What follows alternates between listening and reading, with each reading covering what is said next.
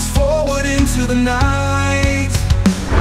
Seperti kita tahu kalau Pak Erick Thohir adalah salah satu orang paling berjasa dalam mendatangkan banyak pemain-pemain keturunan berkualitas. Tak hanya itu saja, dia juga berhasil meyakinkan banyak pemain untuk membela Panji Garuda. Maka dari itu, saat beberapa pemain keturunan yang didatangkan oleh PSSI kok nggak dapat jam bermain, ya sebagai ketua PSSI agak gimana gitu. Maka dari itu, pemecatan Sinteyong secara sepihak tentunya ada tujuan tersendiri. Nggak mungkin dong kalau nggak ada sebab. Dan kita tahu sendiri kan gimana profesionalnya seorang Pak Erick. Di sisi lain, dengan Sinteyong yang nggak lagi menjabat sebagai pelatih timnas Indonesia, kemungkinan beberapa pemain keturunan bisa kembali dipanggil dan kembali memperkuat timnas Indonesia. Mulai dari Stefano Lillipali, Mark Klok yang masih oke lah, hingga Elkan Bagot dan Eliano yang hanya mendapatkan jam bermain minim era Sinteyong. Kemungkinan bisa dioptimalkan lagi dengan sosok pelatih baru yang katanya dari Belanda. Bahkan banyak yang bilang kalau sepak bola Indonesia perlahan akan menguasai sepak bola Asia dengan permainan total football ala negeri 1000 kincir angin tersebut. Apalagi dalam waktu dekat ini, Pak Erick akan mengumumkan 2 pemain baru lagi yang punya darah Indonesia Belanda lagi. Tentu itu semakin menegaskan kalau timnas Indonesia rasa Eropa.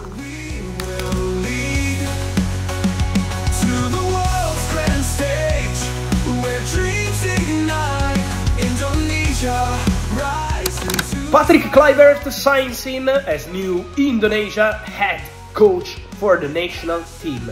Here we go. The agreement is done. It's a 2-year contract plus 2-year as option for Patrick Kluivert. Everything will be completed in the next days, but the agreement is done. So Kluivert will be the new Indonesia head coach. Good luck to Patrick Kluivert. The mission from Indonesia is very clear. They want to qualify for the World Cup. Kalau bapak-bapak ini sudah bilang here we go, berarti sudah 99% Patrick Kluivert akan menjadi pengganti Sinteyong sebagai pelatih baru timnas Indonesia. Dan keputusan sudah dibuat, dan apapun itu kita harus menerima. Ya, meskipun Coach Shin sudah nggak lagi jadi pelatih timnas Indonesia, namun kehidupan tetap terus berlanjut dan masih ada sisa 4 laga yang harus diperjuangkan. Berat memang buat PSSI ataupun fans semuanya, tapi ya gimana lagi, itu sudah jalannya. Nah, yang jadi pertanyaan, mampukah pelatih yang baru menjawab keraguan yang ada di publik? Kan gitu.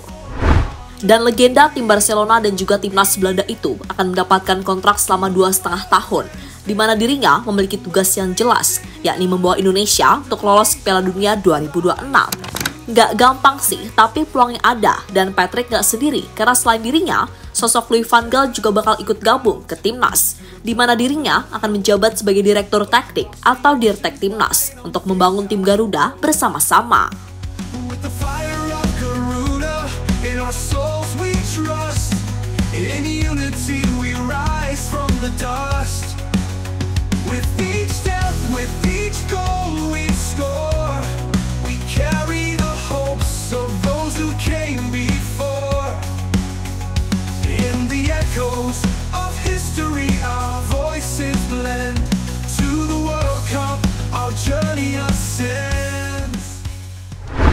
Sementara jika melihat realita yang ada, besar kemungkinan Indonesia akan memainkan gaya sepak bola menyerang khas negeri kincir angin, yang mana orientasinya bukan semata-mata pragmatisme semata. Dan sebenarnya, penunjukan Van Gaal sebagai dirtek adalah langkah yang tepat, karena biar bagaimanapun ini bisa jadi peredam keraguan atas Patrick Kluivert. Karena jujur saja sih, Mimin sendiri masih agak gimana gitu dari berbagai aspek. Tapi ya udahlah, itu kan keputusan Pak Erick. Jadi anggap aja di pertaruhan besar, karena jangan mentang-mentang pemain Belanda, terus pelatih dari Belanda juga akan langsung sukses. Lihat aja timnas Belanda, nggak pernah juga kan jadi juara dunia. Jadi sama-sama Belanda pun nggak jaminan. Pun begitu ketika masih sama STY pun nggak jaminan. Namun yang cukup menarik perhatian dengan gaya kepemimpinan yang otoriter dan keras, tak jarang Van Gaal juga dikenal sebagai orang yang terkesan arogan dan bermulut besar.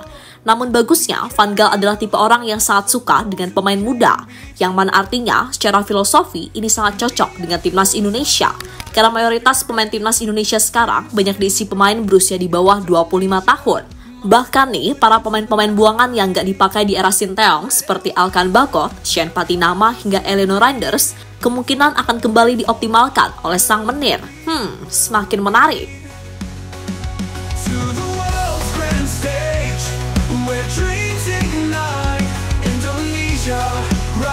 Into the spotlight.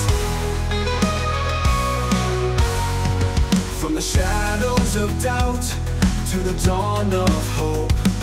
Across the oceans wide on faith's tightrope. With the fire of Garuda in our souls we trust. Kuasai sepak bola Asia dengan permainan total football. Semua tahu jika sejak di Piala Dunia 2014, Van Gaal lebih condong menggunakan pakem 3-5-2 atau 3-4-3 atau 5-3-2 sebagai pondasi besar. Secara konsep ini sama dengan apa yang diterapkan oleh Shin Tae-yong. Hanya saja pendekatan taktik 3 back Van Gaal orientasinya lebih kepada penguasaan bola dan permainan menyerang, yang mana itu mampu menjadikannya salah satu orang yang dihormati di dunia sepak bola. Meski begitu, secara konsep dasar, Van Gaal adalah penganut mazhab 4-3-3 khas negeri kincir angin.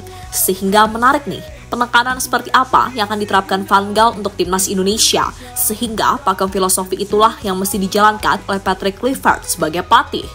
Berikutnya, tugas Van Gaal adalah melakukan pengelolaan tim dan akademi, yang mana artinya ia juga akan bertanggung jawab atas kemajuan timnas kelompok umur. Kemudian, soal analisis pertandingan itu sudah pasti. Dan yang paling penting soal perekrutan serta pengembangan pemain sekarang jadi tanggung jawab utama sang menir. Dan jika semua berjalan lancar, bukan nggak mungkin kalau Indonesia bakal menguasai sepak bola Asia dengan permainan total footballnya.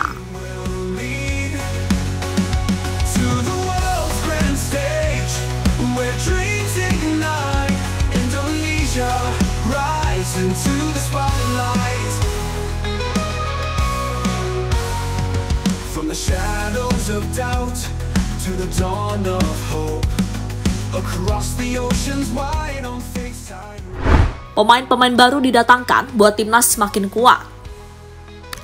Selain mendatangkan pelatih dan dirtek baru, PSSI juga bergerak cepat untuk memproses pemain-pemain diaspora. 2 nama yang tengah diupayakan saat ini adalah Jairo Riedewald dan juga Ole Romaini.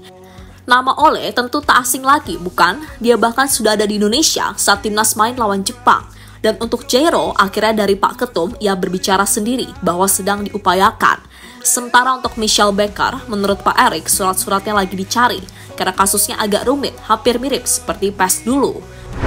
Dan andai Ole bisa datang di bulan Maret, dan andai saja Jairo juga bisa datang di waktu yang tepat, tentu ini akan sangat menarik.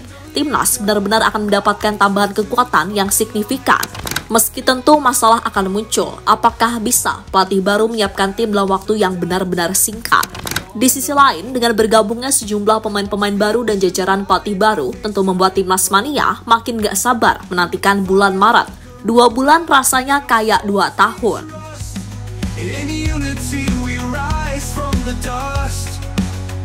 With each step, with each goal we score. We carry the hopes of those who came before. In the echoes of history our voices blend. To the World Cup our journey ascends. Red and white, the colors we bleed. Dan terlepas dari apapun, kita nikmati saja proses yang ada saat ini. Biarlah STY menjadi sejarah manis yang pastinya nggak akan terlupakan. Dan saatnya kita menatap era baru dengan pelatih serta dirtek yang baru. Mudah-mudahan hasilnya bagus untuk timnas. Karena biar bagaimanapun ini adalah resiko besar yang diambil oleh Pak Erik.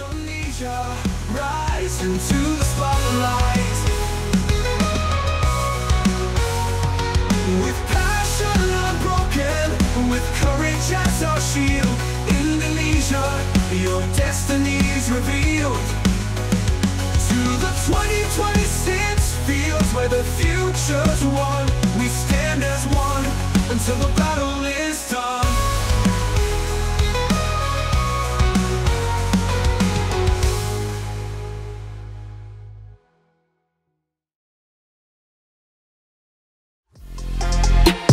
Halo, izin iklan sebentar ya guys. Jadikan ruangmu bernuansa timnas. Temukan beragam poster dinding, sepak bola dan timnas dengan desain menawan, kualitas premium dan harga yang tidak akan menguras kantong. Segera klik link Shopee di deskripsi video ini dan dukung timnas dengan sepenuh hati. Mulai dari dinding rumahmu.